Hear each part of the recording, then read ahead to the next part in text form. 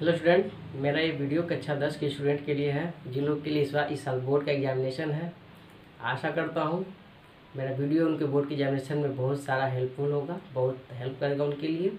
और वो भी उसमें काफ़ी मेहनत करें और अपना पढ़ाई को आगे बढ़ाएं। तो देखिए, आपका फर्स्ट चैप्टर है केमिकल रिएक्शन एंड इक्वेशन, रासायनिक क्रियाएँ और समीकरण। तो पहले हमें जानना होगा कि रासायनिक क्रियाएं। तो सर्वप्रथम थोड़ा सा हम बैक में चलते हैं पीछे और हम ये जानेंगे कि क्रियाएं क्या होती हैं। तो देखिए, क्रिया मतलब चेंज, परिवर्तन। परिवर्तन जनरली होता है दो प्रकार का। परिवर्तन कितने प्रकार का होता है? दो प्रकार का। पहला है भौतिक परिवर्तन और दूसरा है रासायनिक परिवर्तन। भौतिक परिवर्तन में क्या है और रासायनिक परिवर्तन में क्या है, थोड़ा सा हम डिफरेंस जान लें, उसके बाद हम रासायनिक परिवर्तन पढ़ना। तो हमें रासायनिक परिवर्तन है, लेकिन साथ में भौतिक परिवर्तन को भी हमें थोड़ा सा जानना पड़ेगा। तो देखिए, भौतिक परिवर्तन में क्या होता है कि किसी भी पदार्थ की भौतिक अवस्था में परिवर्तन होता है। भौतिक परिवर्तन ऐसा परिवर्तन है जिसकी किस में परिवर्तन हो? भौतिक अवस्था में परिवर्तन हो। और वही रासायनिक रासायनिक परिवर्तन ऐसा परिवर्तन है जिसमें उसके रासायनिक गुणों में रासायनिक रूपों में क्या हो? परिवर्तन हो। तो ये हमारा क्या कहलाता है? रासायनिक परिवर्तन। अब देखिए, जैसे भौतिक परिवर्तन में जैसे हम क्या करते हैं कि एक मान लीजिए लकड़ी लेते हैं और लकड़ी को कुल्हाड़ी से काट देते हैं, ठीक है। तो देखिए, जो पहले मान लीजिए लकड़ी था, मान लीजिए लकड़ी है पूरा और इतना बड़ा था, कुल्हाड़ी से काट दिए तो ये दो टुकड़े में अलग अलग हो गया। लेकिन फिर भी अगर जो ये लकड़ी है तो ये लकड़ी ही रहेगा। ऐसा नहीं हो गया कि कुल्हाड़ी से काट दिए तो ये लोहा हो गया, ऐसा कुछ नहीं होगा। यानी कि उसके सिर्फ भौतिक रूपों में परिवर्तन हुआ है, भौतिक रूप में परिवर्तन हुआ है, लेकिन और उसके रासायनिक रूप में कोई परिवर्तन नहीं हुआ है। लकड़ी था और लकड़ी काटने के बाद भी लकड़ी ही रहेगा।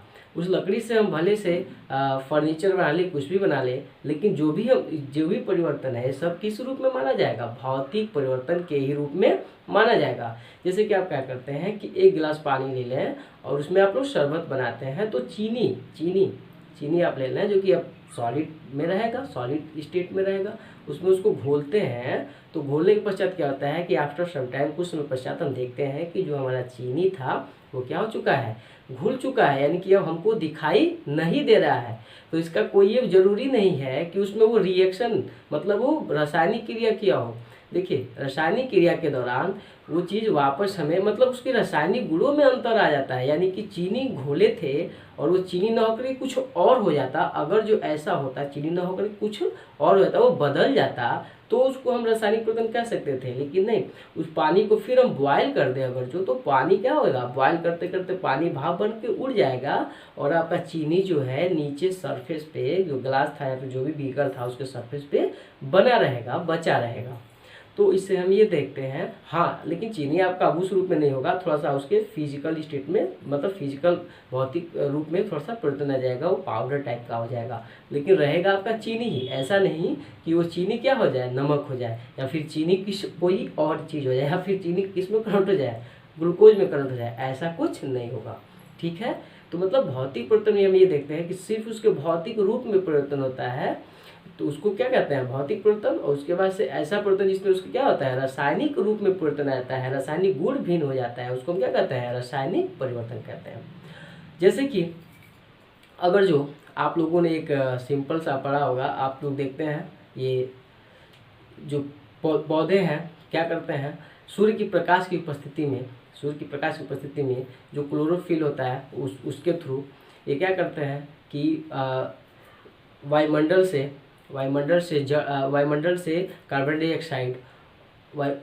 कार्बन डाइऑक्साइड और जड़ से या फिर वायु के द्वारा ही जो वाष्प में है उसके थ्रू वाटर लेते हैं और सूर्य के प्रकाश की उपस्थिति में अपना क्या करते हैं? खाना बनाते हैं। और खाना बनाने के थ्रू उसमें से क्या निकलता है? रिएक्शन आपका क्या होता है जिसको प्रकाश संश्लेषण कहते हैं। तो उसमें होता क्या है कि कार्बन डाइऑक्साइड और ऑक्सीजन जब आपस में संयोग करते हैं, रिएक्शन करते हैं, तो बनाते क्या है? ग्लूकोज बनाते हैं। और ग्लूकोज के बाद से क्या बनाते हैं? ऑक्सीजन, जो कि ऑक्सीजन पौधे क्या करते हैं? मूव कर देते हैं, वहाँ से रिलीज कर देते हैं, वायुमंडल में चला आता है और उससे हम सांस लेते हैं और जीवित रहते हैं। तो लेकिन वहाँ देखिए इस पेट्रोल ने क्या देखा कि जल था और कार्बन डाइऑक्साइड था, और दोनों दोनों ओवरऑल वो बाद में जल और कार्बन डाइऑक्साइड रूप में नहीं रह गया, एक किस में चला गया, ग्लूकोज के एक ग्लूकोज के रूप में चला गया, और दूसरा किस रूप में चला गया, ऑक्सीजन के रूप में, और कुछ बाकी कुछ एनर्जी रिलीज होती है, ठीक है, उसके साथ कुछ एनर्जी मुक्त होती है। तो ये हो गया, तो ये उसके जो रासायनिक गुण में परिवर्तन हो गया। अब जो वहाँ कार्बन डाइऑक्साइड था, अब ये यहाँ इधर आपका पानी सॉरी आपके इधर ऑक्सीजन नहीं हो सकता है, दोनों के गुणों में एकदम बिल्कुल भिन्नता आ गई। लेकिन आप लकड़ी पहले रखे थे और उस लकड़ी को काट दें तो भी पहले भी लकड़ी था और अभी भी लकड़ी है। हाँ, ये जरूर है कि छोटा हो गया, लेकिन उससे मतलब नहीं, लकड़ी था और लकड़ी है, ठीक है। तो ये आप जान गए कि परिवर्तन कितने प्रकार के, 2 प्रकार के, भौतिक और रासायनिक, जिसमें से आपको रासायनिक पढ़ना है, ठीक है, और रासायनिक परिवर्तन भी पढ़ना है, रासायनिक अभिक्रिया पढ़नी है, और रासायनिक समीकरण भी पढ़ना है। तो सिंपल सा है, रासायनिक अभिक्रिया तो आप जान गए। अब रासायनिक समीकरण क्या होता है, तो किसी भी रासायनिक परिवर्तन को व्यक्त करने के लिए जिस शब्द समीकरण का उपयोग करते हैं उसे ही हम क्या कहते हैं, रासायनिक समीकरण कहते हैं। यानी कि रासायनिक अभिक्रिया को व्यक्त करने के लिए जिस हम शब्द समीकरण का उपयोग करते हैं उसे क्या कहते हैं, रासायनिक समीकरण कहते हैं। जैसे कि आपका यहाँ पे मैग्नीशियम है, मैग्नीशियम, और उसको आप ऑक्सीजन यानी कि जलाते हैं, जलाने के लिए ऑक्सीजन चाहिए, जलाते हैं तो किस में कन्वर्ट होता है, MgO में कन्वर्ट हो जाता है, मैग्नीशियम ऑक्साइड में कन्वर्ट हो जाता है, ठीक है। तो ये जो आपका शब्द समीकरण है इसी को हम क्या कहते हैं, उस रासायनिक अभिक्रिया को व्यक्त करने के लिए जिस हम शब्द समीकरण का उपयोग किए हैं इसी को हम क्या कहते हैं, रासायनिक समीकरण कहते हैं। अब ये रहा कि रासायनिक समीकरण हमारा संतुलित है कि असंतुलित है। तो फिलहाल तो हमारा रासायनिक समीकरण क्या है, असंतुलित है। इसको हम चेक कर सकते हैं। अब इधर लिख सकते हैं लेफ्ट हैंड साइड और इधर लिख सकते हैं राइट हैंड साइड। अब इसमें हम एक चीज़ चेक कर सकते हैं कि यहाँ पे और यहाँ पे लिख सकते हैं एटम, यहाँ पे लिख सकते हैं हम एटम। तो आप देखिए एटम में लेफ्ट हैंड साइड में जो एटम है मैग्नीशियम, लेफ्ट हैंड साइड में इसकी संख्या कितनी है, 1 है, और राइट हैंड साइड में भी इसकी संख्या कितनी है, 1 है। लेकिन वही दूसरा आइटम आपका आता है ऑक्सीजन, और ऑक्सीजन की संख्या यहाँ पे है 2 और यहाँ पे कितना है, 1। तो ये तो आपस में इक्वल थे, magnesium left hand side right hand side, यानी कि रिएक्टेंट में इधर रिएक्टेंट कहते हैं और उधर क्या कहते हैं, प्रोडक्ट कहते हैं। तो रिएक्टेंट और प्रोडक्ट दोनों में तो मैग्नीशियम तो इक्वल है, बराबर एक दूसरे के, बट ऑक्सीजन एक दूसरे के बराबर नहीं है, क्योंकि यहाँ 2 है और यहाँ क्या है, 1 है। तो इस प्रकार ये समीकरण हमारा क्या है, संतुलित नहीं है, हमारा समीकरण क्या है, असंतुलित है। तो अब हम लोग पढ़ेंगे रासायनिक समीकरण, जो असंतुलित समीकरण है उसको संतुलित करने की विधि, किस स्टेप में कौन कौन सा स्टेप हम यूज करेंगे कि उसको हम क्या कर लें, संतुलित कर लें।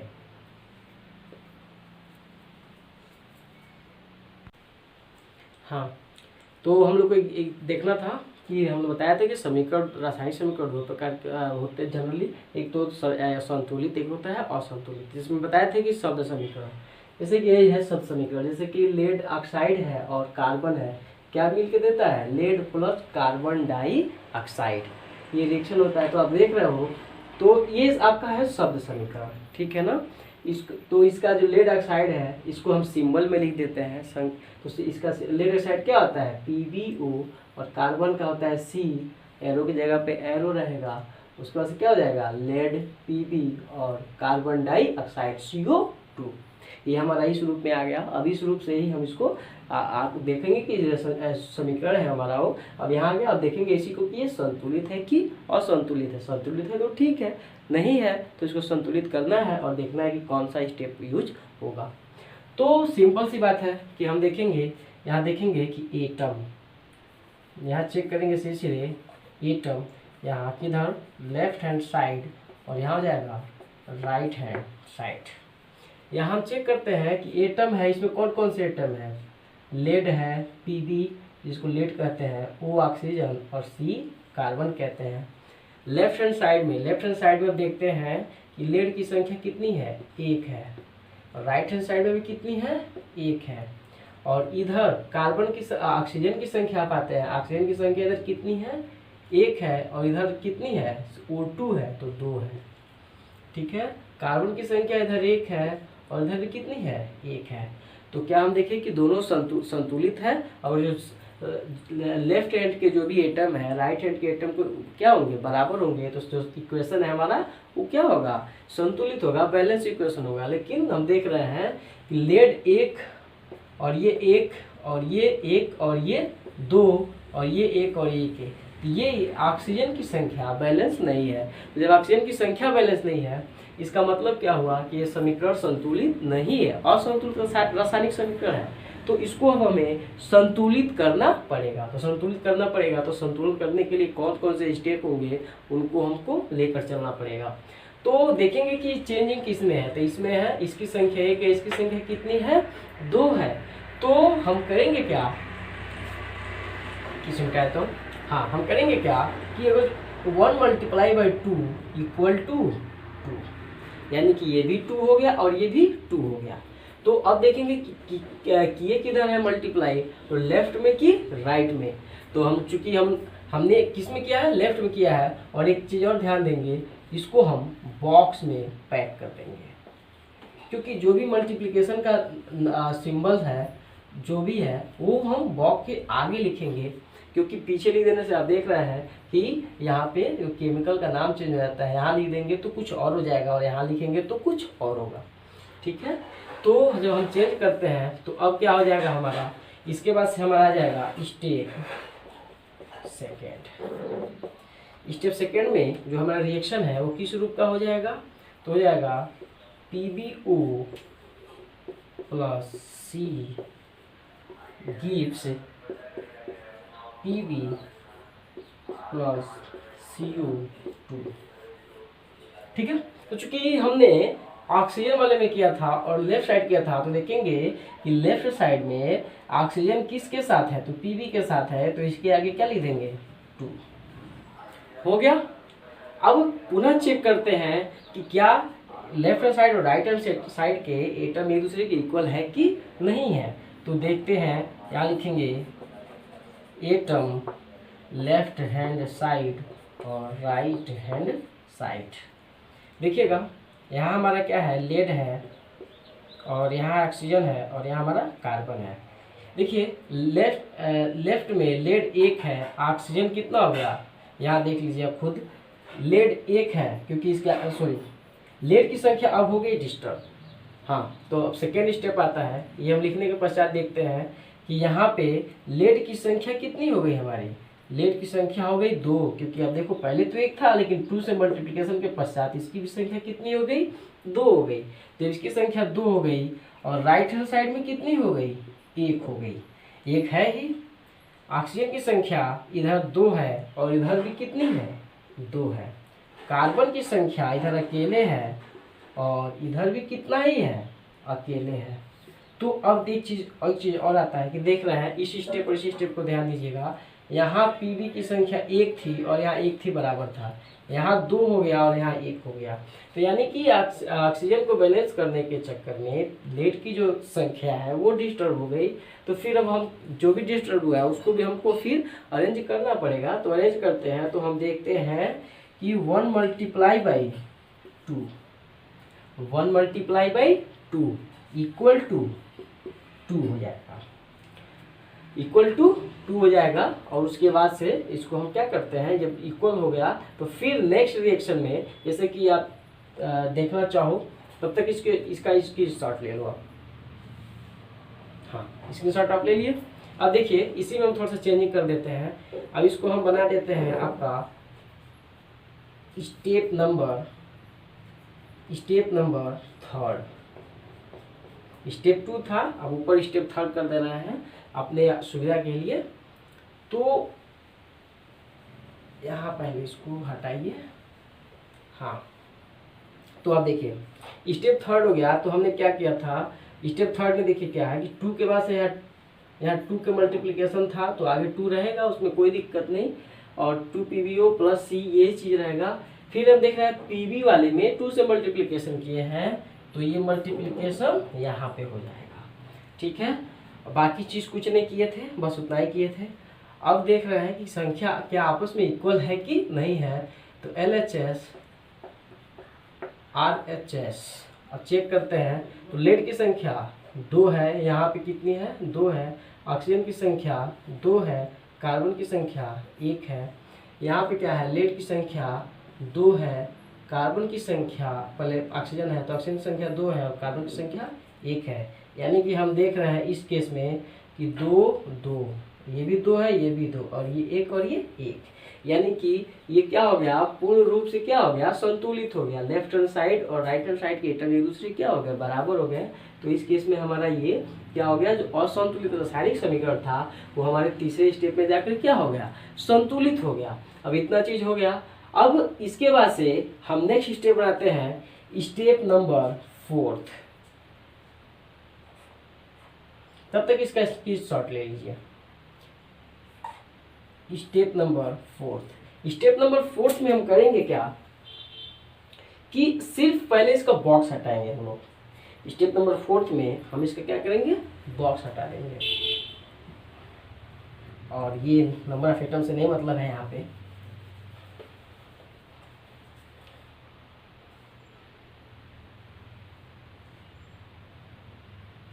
बॉक्स हटाते हैं।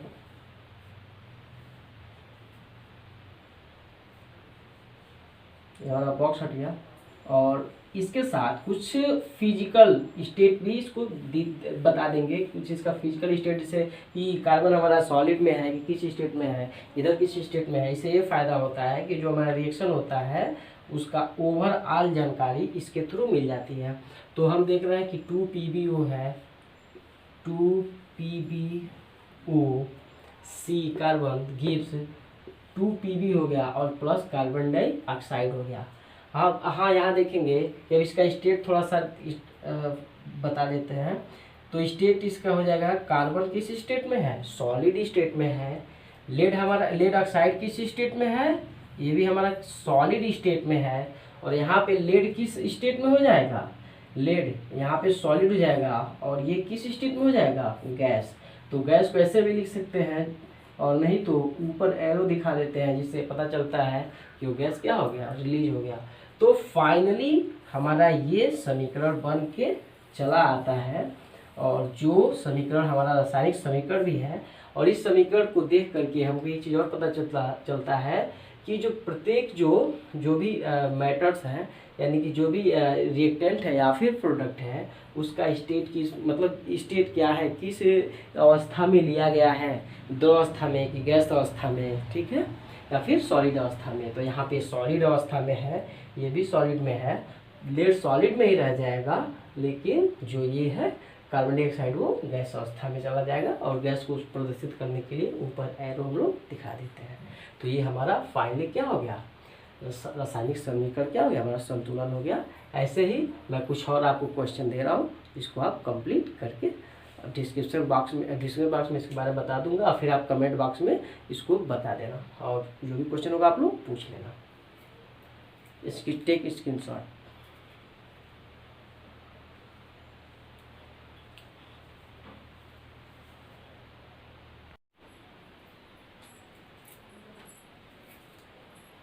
हाँ, तो आप लोग के लिए क्वेश्चन है, balance the following chemical reaction. इस केमिकल रिएक्शन को आप लोग क्या करिए, बैलेंस करिए। फर्स्ट है आपका HNO3 प्लस CaOH का होल ट्वाइस गिव्स CaNO3 का होल ट्वाइस प्लस H2।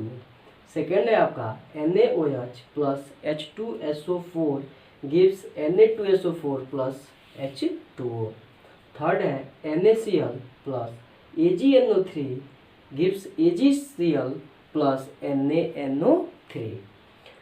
उसके बाद है फोर्थ आपका BaCl2 plus H2SO4 gives BaSO4 plus HCl। उसके बाद है CaOH का whole twice plus CO2 gives CaCO3 plus H2O। उसके बाद आपका है Zn जिंक है AgNO3 प्लस ZnNO3 का whole twice plus Ag। Aluminium Al plus CuCl3 gives AlCl3 plus Cu। H2 plus N2 gives NH3। हाँ, इसके साथ साथ आपको इसको बैलेंस करना है जो पिछला तरीका बताया उसके आधार पर।